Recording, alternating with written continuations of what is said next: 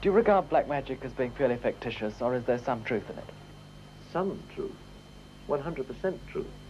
There is nothing fictitious about black magic, in any way whatever. It is a fact. It is a fact which has existed for several thousand years. I mean, when we talk about black magic, we are talking about Satanism, necromancy, alchemy, witchcraft, the worship of Satan. Okay, now we've discussed topics surrounding this theory on the channel for quite some time now, and I've made multiple references to this idea of the Saturn moon matrix simulation theory. But today we're going to take more of an in-depth look at it and try to pull together all the pieces. So if you've never heard of this theory before, this would be a good place to start, and then you can have a little further look into it to see what you think about it. And if you've heard of this theory before but it's always confused you a little bit, hopefully this will make it a little more clear cut as to what it's about, or it will just confuse you more, but hopefully not. As always, I will be mixing in gematria with this where I see fit, just to add that extra layer of information in. And before we really get into the meat of the theory, we have to go over some preliminary information, which I'll make fast, because if you're a regular here on this channel, then you definitely know this stuff already. However, I have to include it for the newcomers and for the sake of continuity. Also, repetition helps you remember these things, so it's good to go over this stuff because you're ingraining these ideas into your subconscious mind and you start to be able to spot them in your everyday life like that after a while. Okay, so Saturn. Quick overview of Saturn. What do we know about Saturn? Well, we've looked into this planet extensively on this channel, to say the least. We know that Saturn has multiple titles. Saturn is Kronos, the god of time. We also know Saturn by Nimrod, Osiris, Saturnus, Baal, Moloch, and many others. But the most important title for us this video is going to be Father Time. Again, this is where the idea of the Grim Reaper comes from, wielding the scythe, much like Saturn's rings. As we all know, the god of harvest was in fact Saturn because it had the longest observable pattern in the sky. So when Saturn always came, he came to collect. Saturn can also be linked with judgment and transformation and lawmaking. However, like I said, for the sake of this video, we're just focusing on the aspects of the Lord of Time. Okay, so the legend goes, Kronos heard a prophecy that foretold one day one of his sons would usurp him as the king. So, as a result, he ate all of his children in order to stop this prophecy from ever coming true. The symbolism behind this story is supposed to elucidate the idea that time, Saturn, consumes everything that it creates. Much like the symbol of the Ouroboros, or the serpent eating his tail, it represents this same idea. And obviously that is where the number 8 and the symbol of the infinity comes from. This idea of cycles. And we've spoke about the 88 before, and how the sun and the moon trace an 88 in the sky. We'll come back to this number 8 later, specifically 8-pointed star symbolism. So we've got the story of Kronos eating his children, and it also serves as the anchoring idea behind the child sacrifice motif that we see run rampant in these Luciferian and Saturnalian cults. Satan is obviously just another archetype of Saturn, and we all know that the entertainment industry is literally Satan's playground, so they both go hand in hand. Okay, so we have Saturn, aka Kronos, aka Father Time, who ate his children to stop the prophecy of his kingship being usurped. Now obviously we know Saturn is the 6th planet from the Sun. We also know that it has large hexagonal storms on its northern pole, and I've been over this in previous videos. The Cassini missions had NASA's Voyager 1 and 2 take photos of Saturn, and these were found on the images. So not only is Saturn the 6th planet from the Sun, but it also has a large 6-sided hexagonal shaped storm on its northern pole. Scientists obviously have no explanation for this, but if we look into the work of semantics, which is how sound affects matter, we can hypothesize that there could be some sort of frequency that is creating this geometric shape at the pole of Saturn, since we know that normal storms do not form these perfect angles. So maybe it's an artificial storm. And here is an example of cymatics in action, if you've never seen it before, and just to give you a visualization to the idea of what I'm talking about.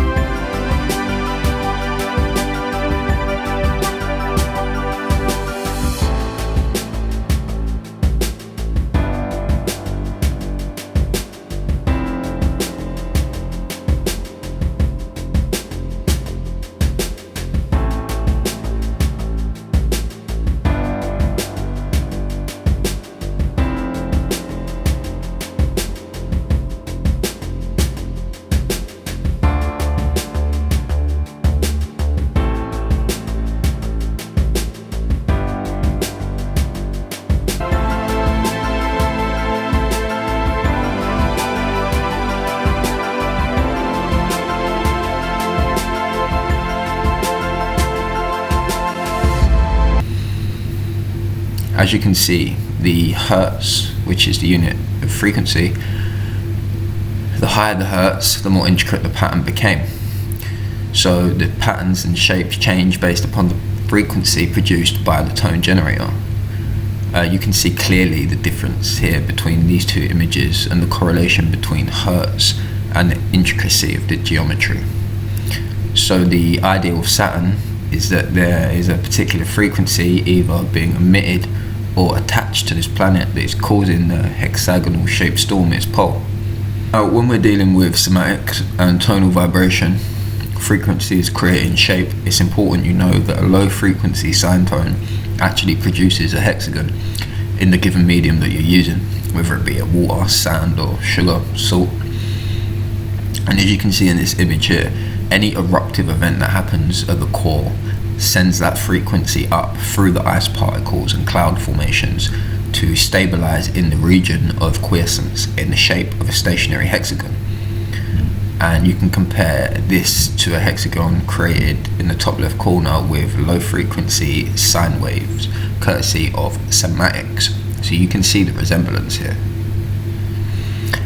When we look at a regular sine wave, we can see that it resembles a serpent, much like what they associate with Satan. As I mentioned earlier, this also ties in with the Ouroboros and infinity. And I'm sure you've all heard the old conspiracy theory about the Bible that says when the Bible talks about being born into sin, it actually means sine, i.e. the sine wave. So being born into time or being born into the time wave, essentially signing our own death certificates upon incarnation, because we know that time destroys everything it creates, and that obviously extends to us as well as corporeal beings. So when the Bible tells us we die because of sin, was it alluding to sine, i.e. we die because of time, which we can all agree is 100% true, because none of us outlive Father Time.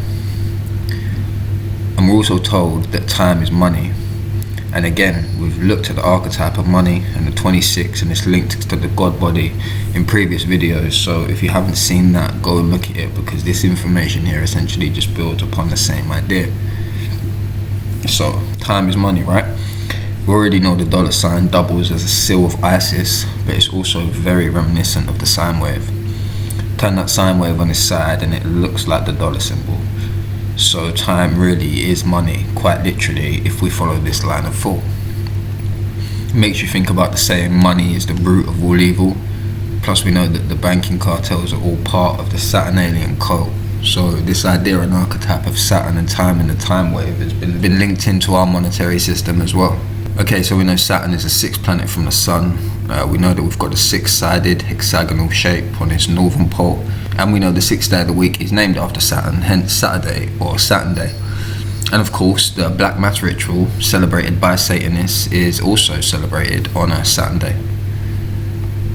Okay, now so on to the cube side of this theory, which is where it gets real deep and very interesting. The basics of this are that if you take a hexagram and draw what is essentially the peace symbol in the middle, and this peace symbol is actually an ancient Nordic glyph representing the Trinity and manifestation.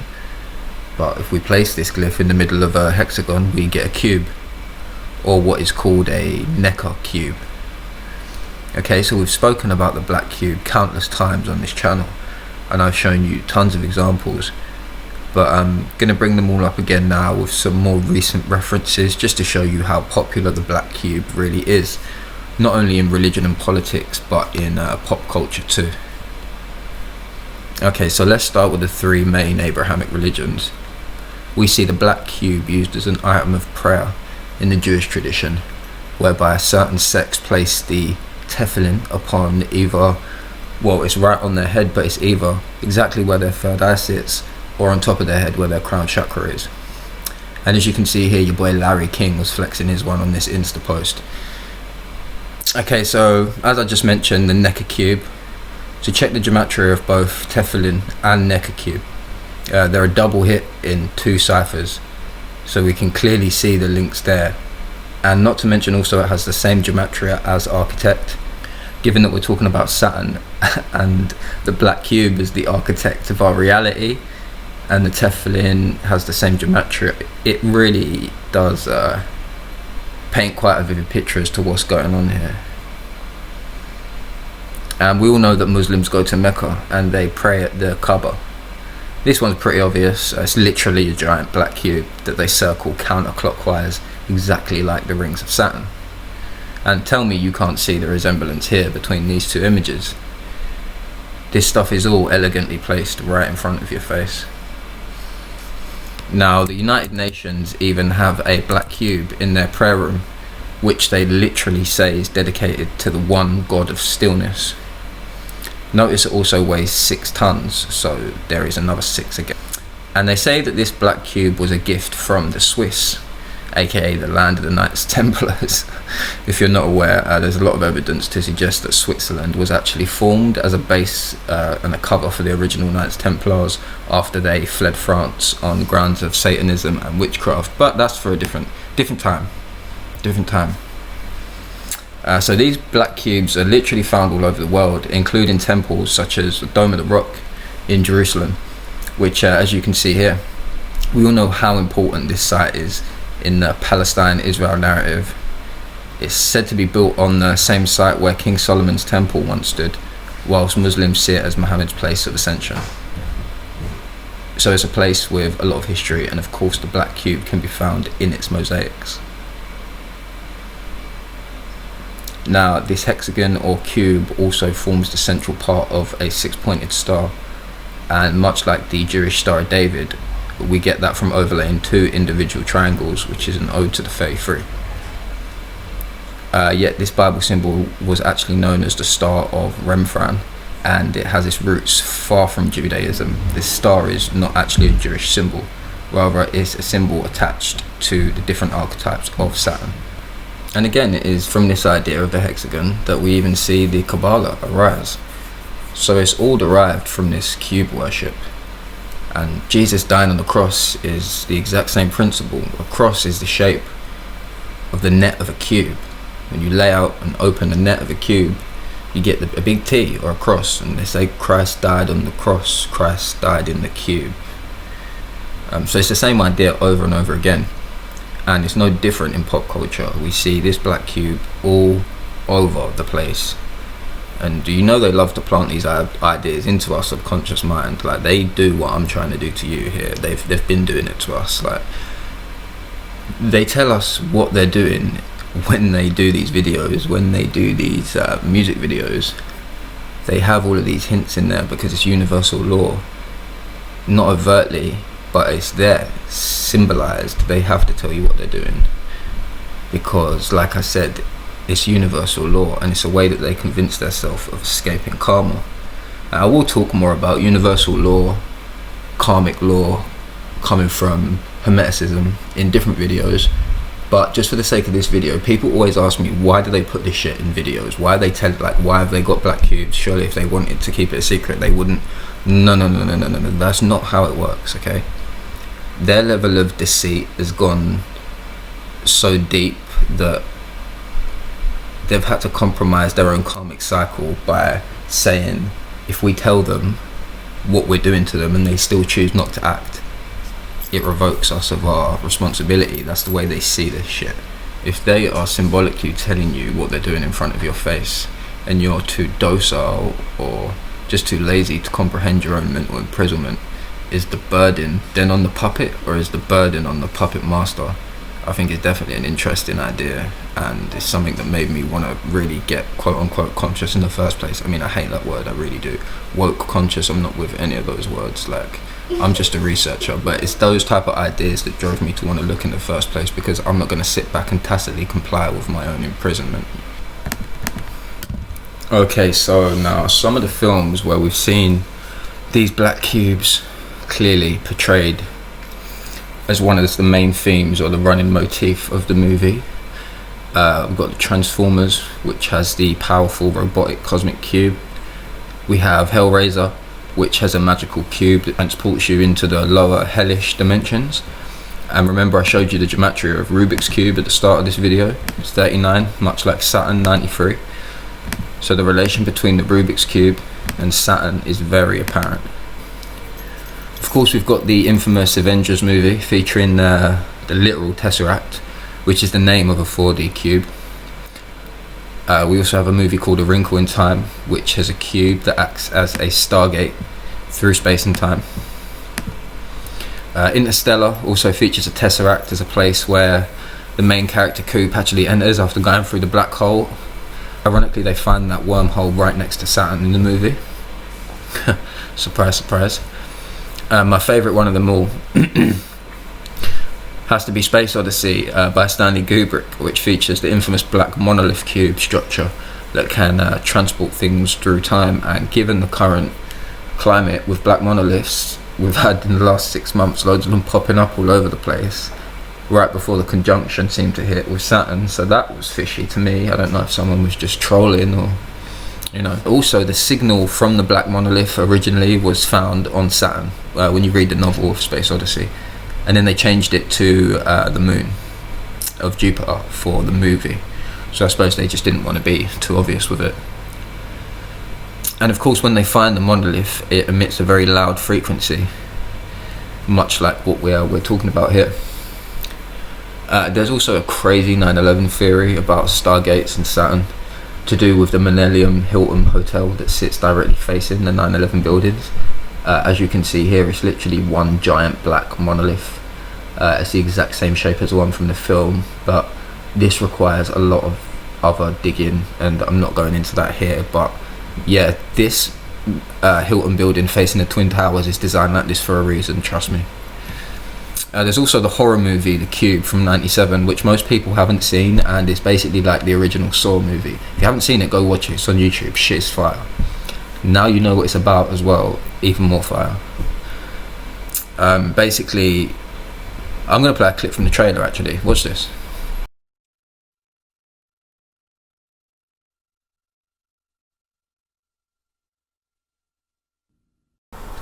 So that was the trailer from The Cube from '97, and given what we've been speaking about with the black cube being the architect, we're all stuck inside the black cube. We seem to constantly see the same motif of the cube being a trap. Humans always seem to be inside some kind of cube that doubles as a death trap. And there's also, ironically, another film called Death Trap, where the front cover is people stuck inside of course, a Rubik's Cube, which we know has got the same gematria as Saturn. Also, I made a note there that it said that the cube is us, and that prime numbers are the way out. Now, does that sound familiar? Now, interestingly, they were actually going to remake this movie, which I thought would be awesome, but it had some developmental problems. But you can check the synopsis of the next movie. Read this. Given what we already know about the cube, these kind of narratives seem to always be attached to it. Now I'm going to flick the rest of these up on the screen here because I want to get through these quite quick. It's just a load of different black cubes in live concerts and music videos and whatnot, and after a while you will get the point because it slowly becomes apparent and you're just beating a dead horse because they're everywhere. Okay, now so back to the meat of the theory. The way I see it is that maybe there is a cube or a monolith structure that is actually inside of Saturn, or located potentially on one of its rings, and it is emitting this low frequency sine tone. Have you ever actually heard the sound that the planet Saturn actually makes? I'll play it for you now. It's creepy as fuck.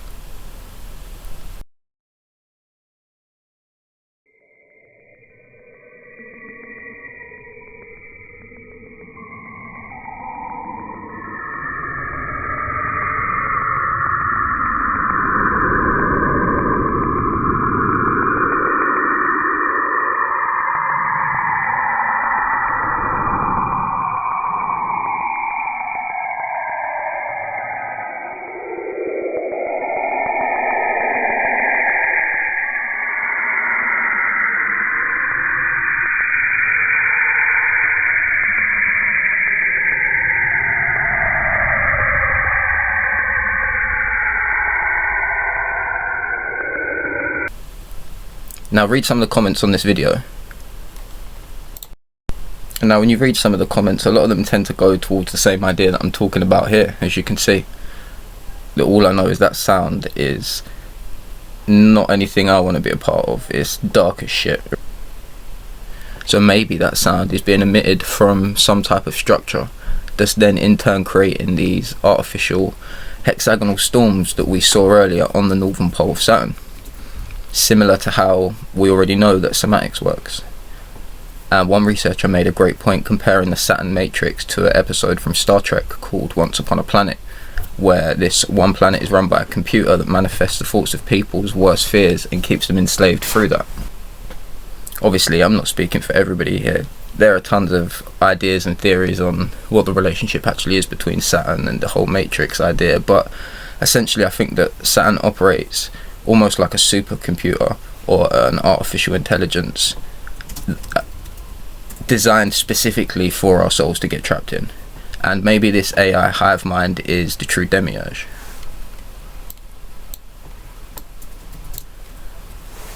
Do you remember when Elon Musk said that when they work with AI, they're playing with demons, controlling demons, summoning demons? And a warning from Tesla Motors CEO Elon Musk. It has nothing to do with cars. Instead, Musk warns about artificial intelligence, which he has called more dangerous than nuclear weapons. Musk spoke at a symposium at MIT. I mean, with artificial intelligence, we are summoning the demon. You know all those stories where there's the guy with the pentagram and the holy water, and he's like, yeah, he's sure he can control the demon. Didn't work out.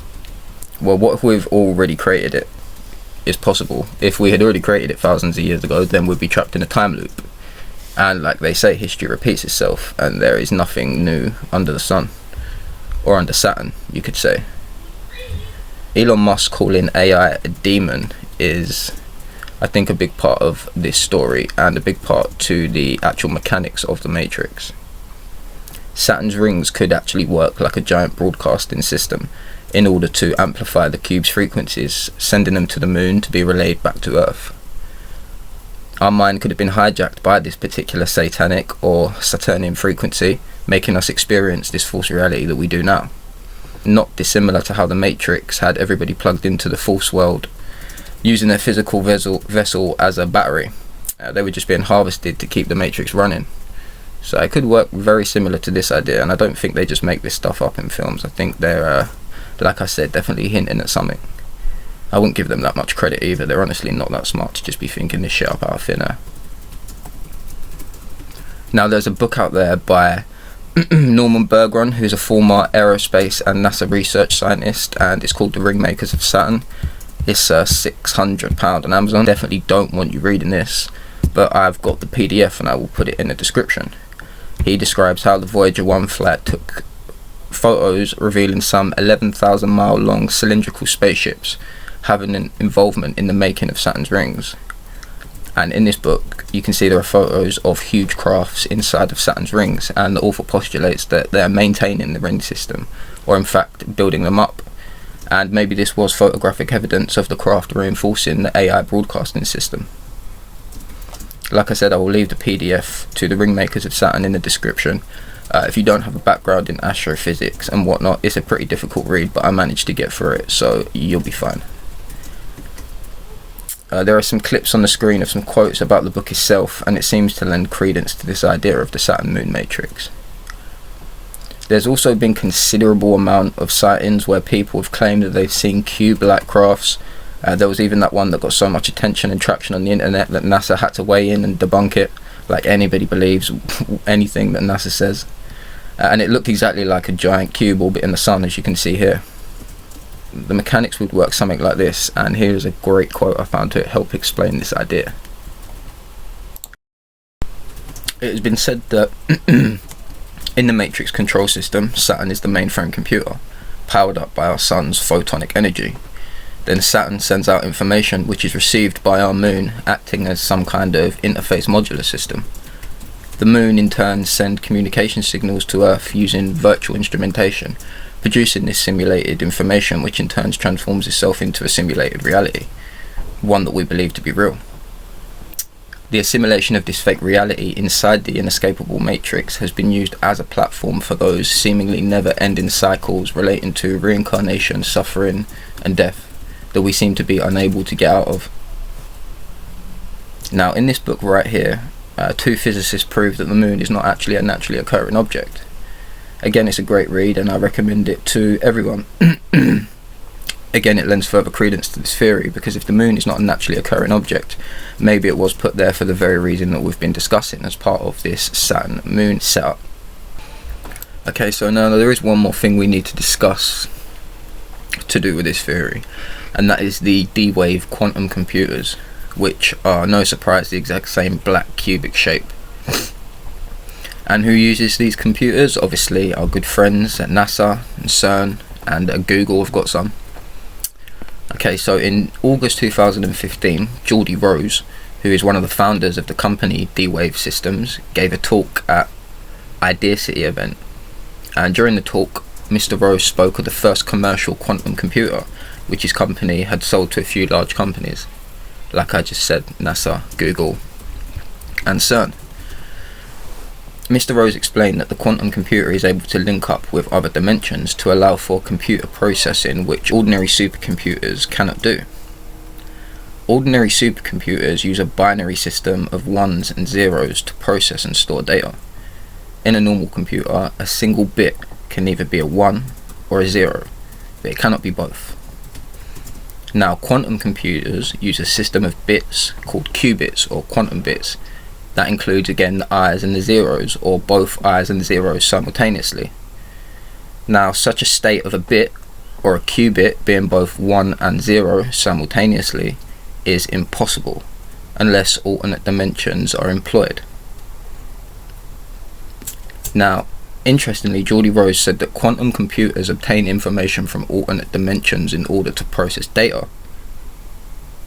And in that same talk, he said that the DWave quantum computer was like an altar to an alien god. And this is a direct quote from Rose, and I will put the link in the description. In fact, I'll play that little bit now, and then I'll put the link to the whole interview in the description. So if you have the opportunity to stand next to one of these machines, it is an awe-inspiring thing, at least for me. It feels like an altar to an alien god. They really are impressive machines. So he says if you have the opportunity to stand next to one of these machines, it's an awe-inspiring thing, at least for me. It feels like an altar to an alien god. They are really impressive machines. Now, what made him compare a supercomputer to an alt to an alien god is honestly beyond me. I'm not sure why he said that, other than maybe for some of the reasons that we've already discussed. Okay, so the DWave really is no joke, and I'll do another video on this, talking about the old ones from the Lovecraftian novels. If you're familiar with H.P. Lovecraft, you'll know who the old ones are. And because the people at DWave have actually been quoted saying that they're literally trying to find and contact the old ones. Now, insofar as CERN and DWave, I mean, they've been said to be responsible for the Mandela effect. And maybe through the use of these quantum computers, they have literally found a way to hack into reality and edit it.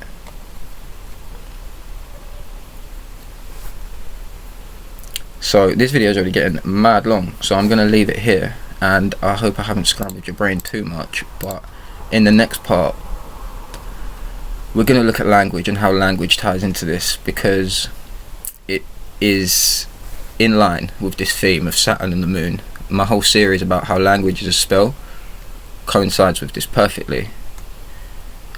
Like I say, we just need to go through the preamble and basic information first, because there's always a lot of it.